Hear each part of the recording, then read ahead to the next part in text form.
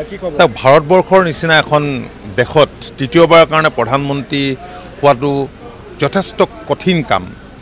এতিয়া বহুতে সমালোচনা কৰিছে যে NDAৰ সিট কমিলে, কিন্তু সিটৰ সংখ্যা আপোনালোকে চাওক পায় 300ৰ ওচৰা-ওচৰি, এক কম সংখ্যা নহয়।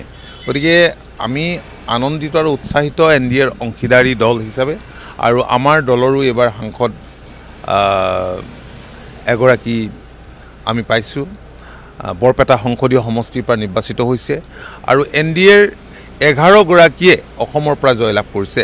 ইয়াত কৃতিত্ব নৰেন্দ্ৰ মোদী ডাঙৰীয়াৰ আছে, ইয়াত NDAৰ অন্যান্য নেতৃবৃন্দৰ আছে, আৰু অসমৰ মাননীয় মুখ্যমন্ত্ৰীৰ আছে। ভাৰতীয় জনতা পাৰ্টি, অসম গণ পৰিষদ আৰু UPPLৰ কৰ্মকৰ্তাসকলে NDAৰ প্ৰাৰ্থীসকলক জিকাবৰ কাৰণে যিমান কষ্ট কৰিলে ৰাজ্যখনত, তাৰ কাৰণে মই ভাবোঁ যে ইমান কেইখন আসনত জয়লাভ কৰিবলৈ সক্ষম হ'ল।